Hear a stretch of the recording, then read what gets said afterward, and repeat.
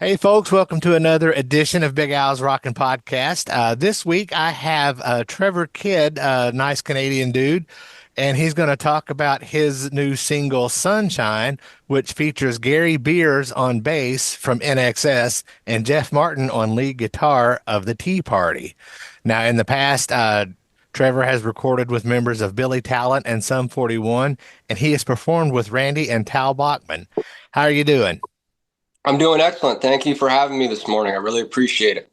Glad to have you on the show.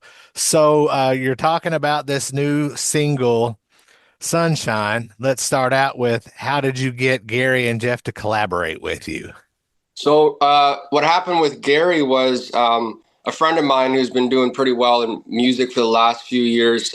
He reached out to Gary through Instagram and got his management's email that was passed on to me. And then I reached out to his management with basically the demo of Sunshine that I had. And I said, I'd really like to have you play on this. And what do you think about the song? And then it was up to Gary if he wanted to reach back out. And then he did a few weeks later. And then we connected and did the song together. Right on. So, what was the inspiration behind the song Sunshine? There was a girl for sure. You can probably tell by the lyrics. I was pretty in love at the time. She's no longer in my life now. I wish her all the best. But I'm glad I got that song from it because that song has definitely changed my career trajectory. I think if I hadn't written that song, my music career would not be where it is now. Fair enough. So, you wrote the song on a specific acoustic guitar. Yeah, this guitar right here, it's a 1965 Gibson LGO.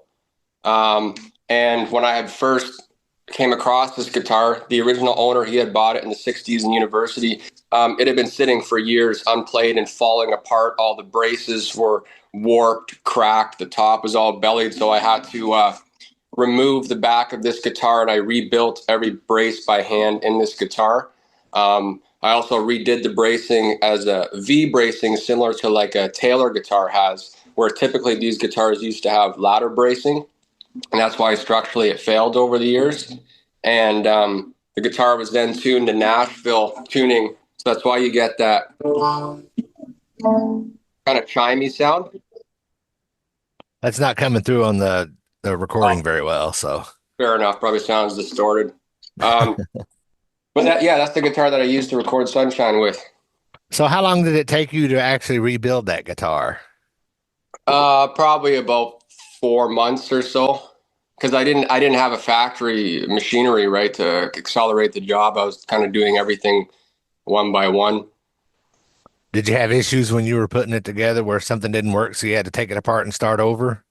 Um, Not too bad. There was a few things I could adjust even when it was already, like the bridge was glued on there. I had to kind of reshape it and stuff. So it wasn't too bad. I tried to do as much of my homework as I could before I took it on.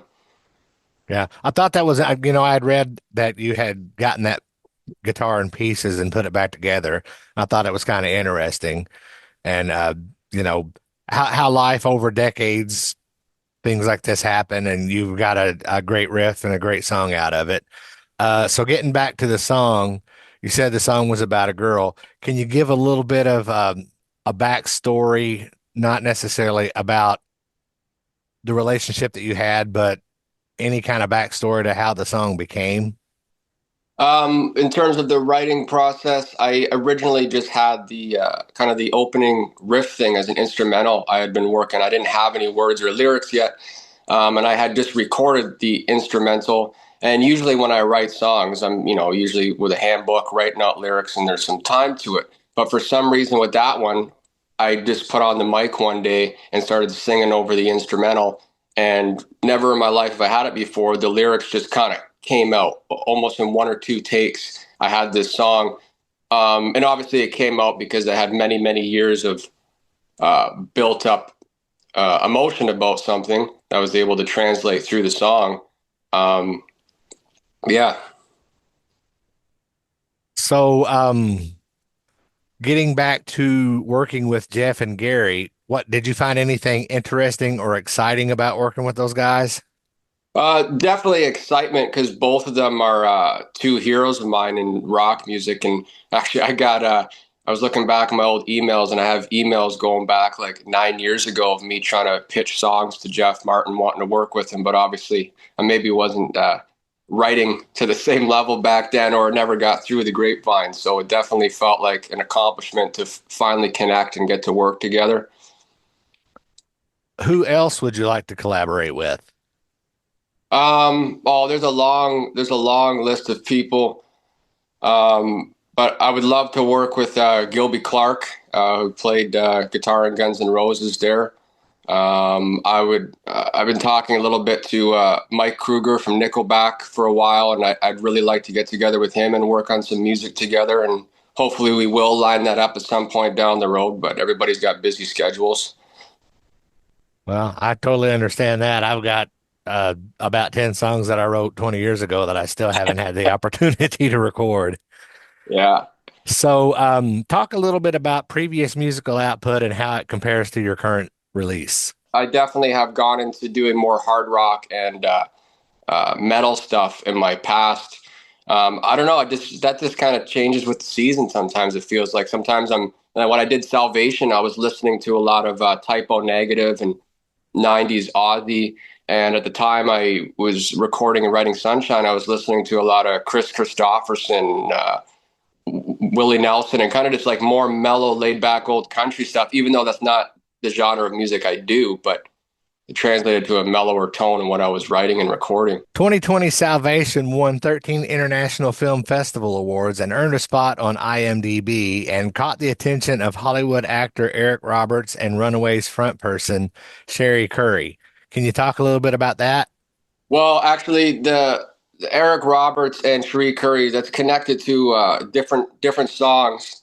Um, Salvation was we had written that song, and there was I had no budget to film a music video, and there was a great director named Alex Sharp who did films, and he just loved the song, and he said that he'd been listening to it all the time, and he was at the gym, and he wanted to make this music video, but he wanted to do his vision with it. So we let him make the video he wanted to make, and ended up being a great resume piece for him, and then all those film awards happened because he entered it in the film festivals. The story with Cherie Curry was the first song I had written when I was about 18 years old. It was called Little Dreamer. It's the same one I ended up recording with Billy Talent and Sum 41.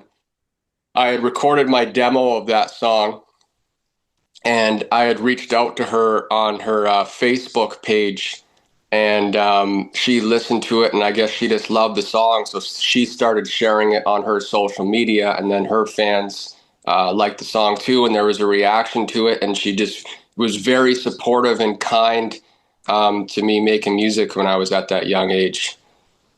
It's always cool to catch somebody's attention like that because they definitely have bigger fan bases than we do. Of course, absolutely. So, talk a little bit about working with Randy and Tal Bachman. Randy and Tal Bachman.